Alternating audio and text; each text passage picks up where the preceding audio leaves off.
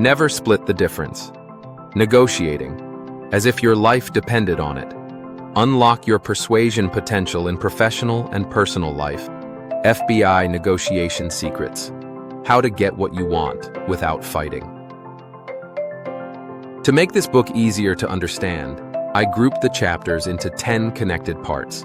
Each part highlights the main idea and how it can help you in everyday conversations. Part 1. The Power of Listening. Chapter 1. The book begins by explaining that negotiation is not just about money, logic, or trying to win. It is mainly about understanding people. Chris Voss shares his experience as an FBI hostage negotiator, where he had to talk to criminals during dangerous situations. In those moments, he could not force people to agree. He had to convince them with careful listening, patience, and emotional understanding. Voss teaches something called active listening. Active listening means you listen very closely to what the other person says, and you show them that you are listening. This is different from normal listening. Many people listen only to respond quickly, or to argue, or to defend themselves. But in negotiation, this does not work.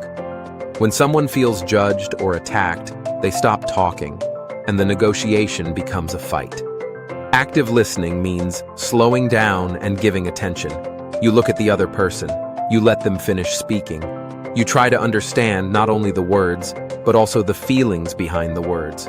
If someone is angry, scared, sad, or stressed, you notice it and respond gently. Why is this powerful? Because when a person feels understood, their brain relaxes. Their emotions become calmer. Their guard comes down.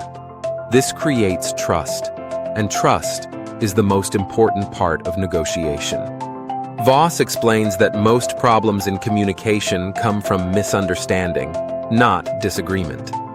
If you try to solve a problem before you understand it, the other person will not listen. But if you first show that you truly understand their feelings and needs, then they will be ready to hear your ideas too. So the main goal in the beginning of any negotiation is not to talk a lot or show how smart you are. The main goal is to listen carefully and show understanding. Once connection and safety are created, progress can happen. This is the foundation for all skills that come later in the book. Part 2. Mirroring and Building Trust. Chapter 2. In this part, Voss teaches a simple but powerful tool called mirroring. Mirroring means repeating the last few important words that the other person says. You repeat the words in a soft, curious tone, not in an aggressive or sarcastic way. The purpose is to show that you are paying attention and to encourage the person to continue speaking. For example, Person A: I'm really stressed about the new deadline at work. You: stressed about the new deadline? Person A will usually respond by explaining more. Yes, because my boss changed the schedule and I have to finish the project alone. See what happened? By simply repeating the key words, you encourage the person to share more. This helps you understand their situation better. Mirroring is useful because many people feel tense or defensive during negotiation. But when they hear their own words repeated calmly, they feel like you are listening and not judging. Their brain says, "This person understands me," and they start to relax. Mirroring also helps you slow down the conversation. In stressful situations, people often speak fast, interrupt, or make quick decisions they later regret. Mirroring helps create space and calm. It allows emotions to settle and gives both sides time to think. This part of the book also explains how to build trust. Trust does not come from talking a lot or showing off your knowledge. Trust comes from small signals of respect. 1. Speaking in a calm tone. 2. Not interrupting. 3. Looking at the person with attention. 4. Showing that you are trying to understand. When someone feels respected, they will open up. When they open up, you can understand what they truly need. When you understand what they need, you can negotiate better. Mirroring is small, simple, and gentle, but it works in every situation, from business meetings to talking with friends and family. Part 3. Labeling emotions, Chapter 3. This part introduces the skill called labeling. Labeling means naming the emotion that the other person seems to feel. You do this gently, without pressure, and without judging them. Examples of labeling. It seems like you're frustrated. It sounds like you feel worried about this. It looks like this situation is stressing you. When you label someone's emotions, you show that you are paying attention to their feelings, not just their words. This creates emotional safety. Many people are not used to others recognizing their feelings. When someone says to us, "It sounds like you're overwhelmed," we suddenly feel seen. This helps tension reduce immediately. The brain calms down because it no longer needs to fight to be understood. Labeling is not the same as agreeing. You are not saying they are right or wrong. You are simply saying, "I see your feelings. They matter." This is powerful because most arguments happen not because of disagreement, but because people feel ignored. Labeling is also helpful when someone is angry. Instead of telling them, "Calm down," which usually makes things worse, you can say, "It sounds like you're very upset." This shows empathy and respect, so the anger slowly lowers. Voss explains that labeling has a physical effect on the brain. When emotions are named, the brain processes them better and releases stress. This makes the negotiation easier and more logical. Labeling creates connection, and connection creates cooperation. This is why labeling is one of the core skills of successful negotiation. Part 4. Tactical Empathy, Chapter 4. Tactical empathy is one of the most important lessons in the book. Empathy does not mean agreeing or being weak. Empathy means understanding the other person's emotions and point of view, and showing that you understand. For example, if someone says they feel ignored, you do not need to defend yourself. You can say, "It sounds like you feel that your opinions were not considered." This does not admit guilt. It simply acknowledges their feeling. When people feel acknowledged, they stop fighting to be heard. Voss calls this tactical empathy because it is a skill you use on purpose to build cooperation. It is both caring and strategic. When you use tactical empathy, 1. The other person feels respected. 2. They feel safe speaking honestly. They become more flexible. 4. They are more open to hearing your ideas. Without empathy, negotiation becomes a power struggle. With empathy, negotiation becomes teamwork. Tactical empathy also requires curiosity. You must be genuinely interested in understanding why the other person feels the way they do. You cannot pretend. People can feel when you are fake. Real empathy builds real trust. Voss teaches that understanding is not agreement. You can say, "I understand how you feel," and still have a different solution or opinion. This part teaches us that empathy is not weakness. Empathy is a tool of leadership. Part 5. Creating Safety and No, Chapter 5. Most people believe that the goal of negotiation is to get the other person to say yes. But Voss explains that pushing for yes creates pressure and stress. When people feel pushed, they resist. Instead, Voss teaches that the key to progress is letting the other person say no. When someone says no, they feel 1.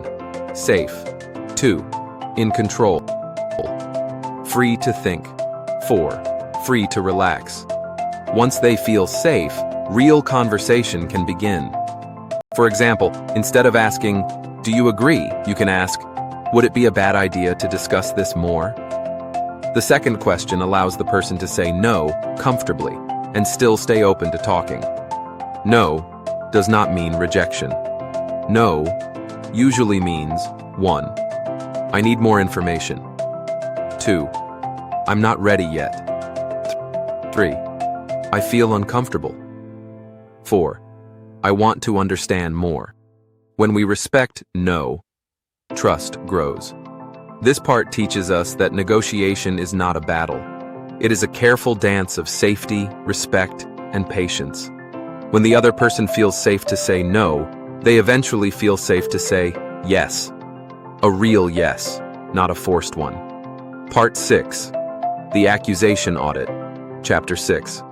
Before a negotiation even begins, both sides often already have fears, doubts, and assumptions. Maybe they think you are trying to take advantage of them. Maybe they think you are not listening. Maybe they feel you only care about yourself. These hidden emotions can create a wall between two people. Even if your ideas are good, the other person will not accept them if they feel defensive. Chris Voss teaches a powerful technique called the accusation audit. The accusation audit means you say their possible negative thoughts out loud before they do. This may feel strange at first, but it is very effective. When you speak their fears before they say them, you reduce their emotional power.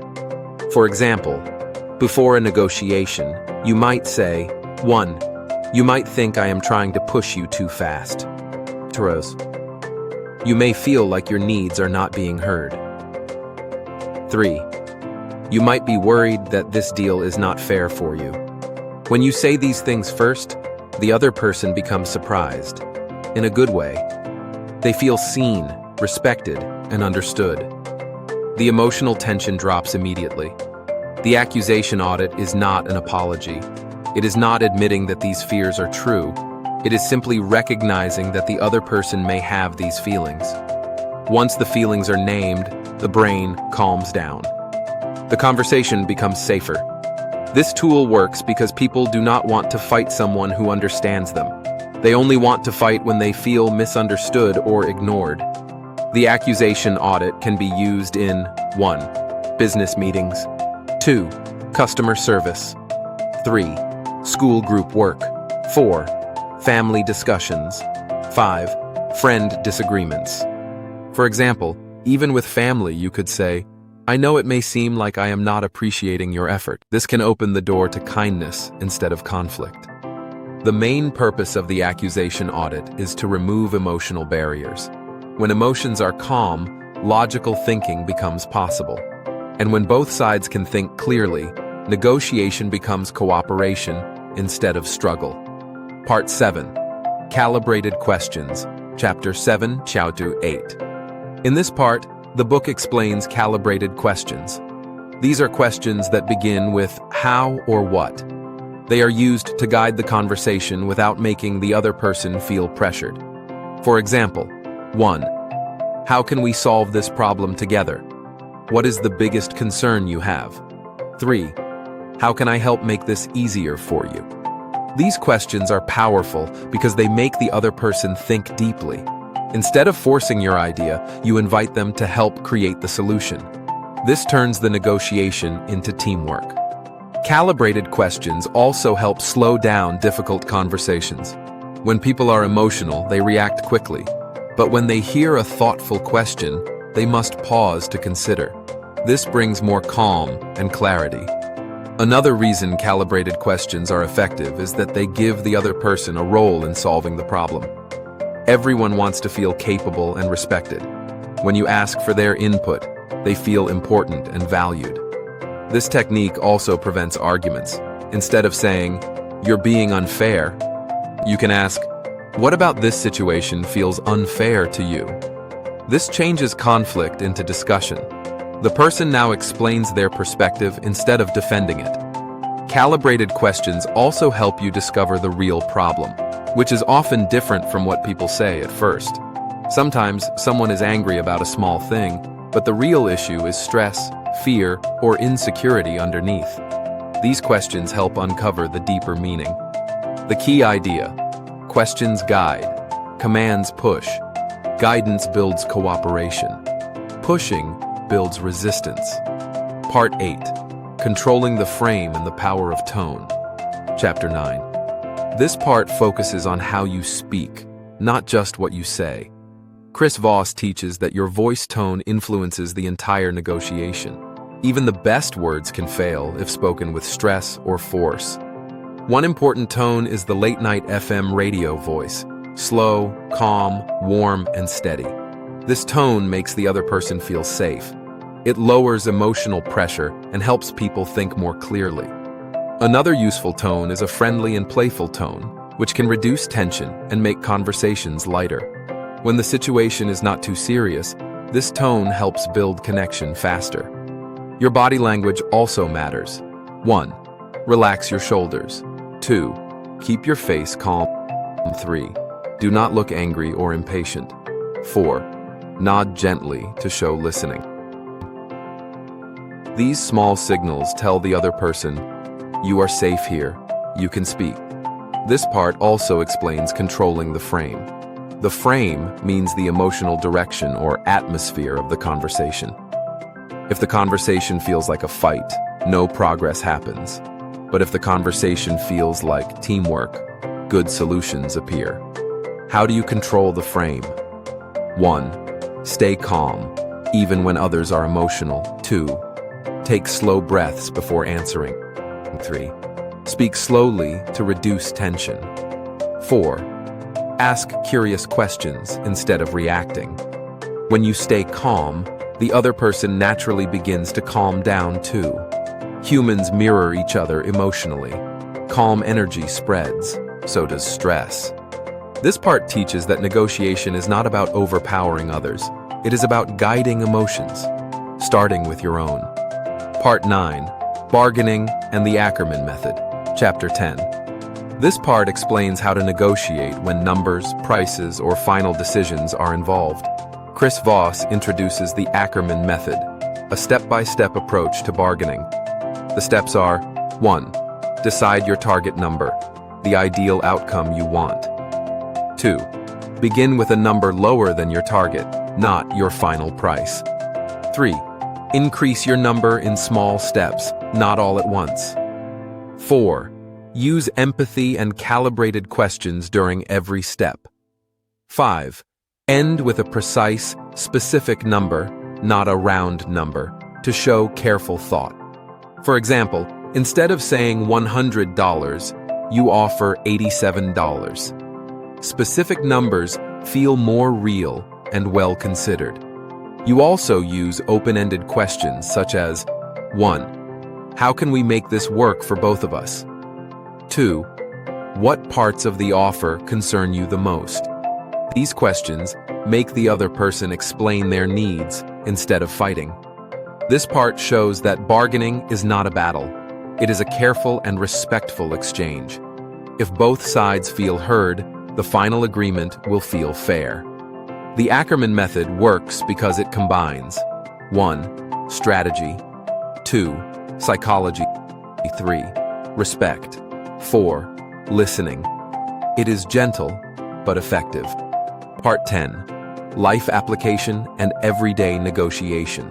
Chapter 11 plus afterward.